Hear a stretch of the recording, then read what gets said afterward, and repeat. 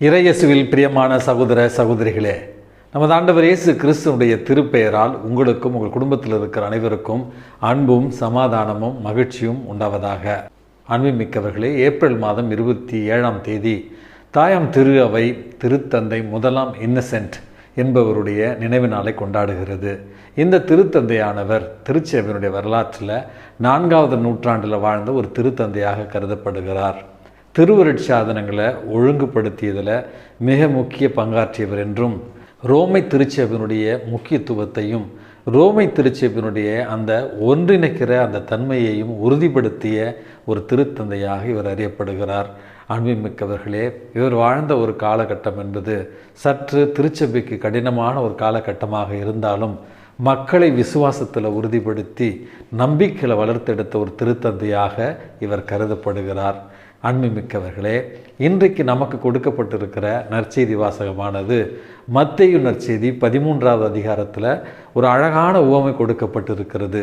அதாவது, விதைப்பவர் ஒருவர் விதைகளை விதைக்கிறார், கோதுமை விதைகளை விதைக்கிறார். ஆனால் தீயோன் விதைத்தவர் உறங்கி கொண்டிருந்த நேரத்தில் அந்த கோதுமை விதைகளோடு களைகளையும் அவன் விதைத்து விட்டு செல்கிறான்.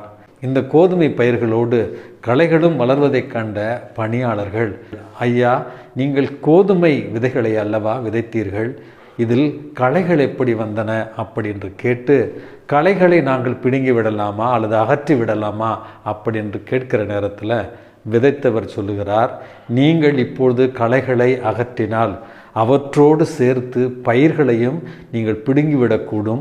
ஆகவே இரண்டும் ஒன்றாக வளரட்டும். அன்புமிக்கவர்களே, நிறைய நண்பர்கள் பேசிகிட்டு இருக்கும் பொழுதே அடிக்கடி கேட்கிற ஒரு கேள்வி, ஏன் ஃபாதர் இந்த உலகத்தில் தீமை மலிந்து கிடக்கிறது, நல்லவர்கள் ஏன் துன்பப்படுகிறார்கள், ஏன் நல்லவர்கள் சோதிக்கப்படுகிறார்கள், தீயவர்களை கடவுள் வளர்க்கிறாரா, தீயவர்களை தண்டிக்கவே மாட்டாரா அப்படிங்கிற ஒரு அடிப்படையான ஒரு கேள்வி. நேர்மையாக இருக்கோம், ஒழுக்கமாக இருக்கோம், தினமும் கோயிலுக்கு போகிறோம், திருச்சபையினுடைய கட்டளைகள் பிரகாரம் நாங்கள் நடக்கிறோம். ஆனால் கஷ்டத்துக்கு மேலே கஷ்டம் வந்துக்கிட்டு இருக்கு, சோதனைக்கு மேலே சோதனை வந்துக்கிட்டு இருக்கு, ஏமாத்துறாங்க, பொய் சொல்கிறாங்க, ஊரடித்து உலையில போடுறாங்க. ஆனால் அவர்கள் நாளுக்கு நாள் வளர்ந்து கொண்டே போகிறார்கள். அப்படி என்று தீமை வளர்வதையும் நன்மை கொஞ்சம் கொஞ்சமாக மங்கி இருப்பதையும் கண்டு பலர் இன்றைக்கு மனவேதனை அடைகிறோம்.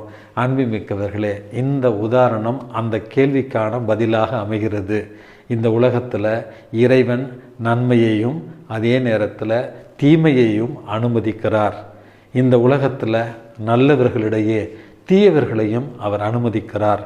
இறைவனுடைய பார்வையிலிருந்து அவருடைய பேரிரக்கம், மனிதர்கள் மீது வைத்திருக்கிற நம்பிக்கை, அவர்களுக்கு கொடுத்திருக்கிற சுதந்திரத்தின் காரணமாக அவர் தண்டிப்பதற்கு காலம் தாழ்த்துகிறார். அன்புமிக்கவர்களே, இந்த செய்தியை நாம் புரிந்து கொண்டாலே போதும், இந்த உலகத்தில் ஏன் இறைவன் தீமையை, தீயவர்களை அனுமதிக்கிறார் என்று. இறைவன் எல்லோருக்குமான இறைவன்.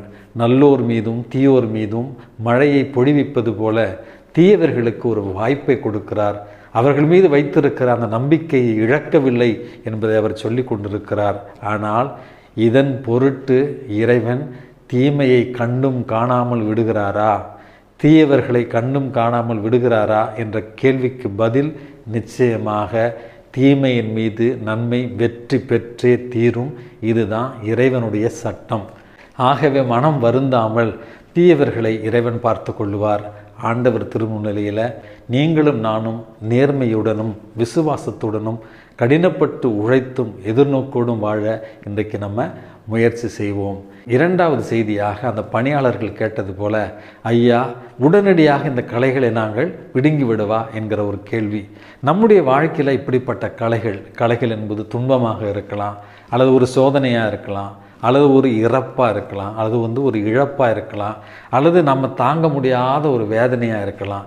இப்படிப்பட்ட களைகள் நம்முடைய வாழ்க்கையில் வருகிற பொழுது நமக்கு முதலில் தோன்றுகிற ஒரு எண்ணம், இயேசுவே, எப்படியாவது இந்த களைகளை என் வாழ்க்கையிலேருந்து எடுத்து விடுங்களேன் அப்படிங்கிற எண்ணம் தான். அன்புமிக்கவர்களே, எனக்கு ஒரு நிகழ்ச்சி ஒன்று ஞாபகத்துக்கு வருகிறது. அமெரிக்காவில் காலையில் ஒரு 8 மணிக்கு ஒருத்தர் தன்னுடைய அலுவலகத்திற்கு செல்லுகிற வழியில் திடீரென்று அவருக்கு ஒரு சின்ன ஆக்சிடெண்ட் ஆகி மருத்துவமனையில் அனுமதிக்கப்படுகிறார். காலில் கட்டு போட்டு படுத்திருக்கிறார்.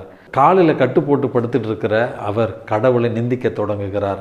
என்ன நான் பாவம் செஞ்சேன், நல்லவனைத்தானே இருக்கிறேன், எனக்கு ஏன் இப்படி ஒரு அநியாயமாக காலையில் வந்து அடிபடணும் அப்படின்னு கடவுளை திட்டிக்கிட்டே அந்த மருத்துவமனையில் இருக்கிற அந்த டிவி பெட்டியை பார்க்குற நேரத்தில் இவர் பணி செய்து கொண்டிருந்த அந்த அலுவலகம் தீப்பிடித்து எரிந்து, இவர் பணி செய்ய இருந்த அந்த அலுவலகம் முற்றிலுமாக எரிந்து அதில் 3 பலியாகிவிட்டதாக ஒரு செய்தி வருகிறது.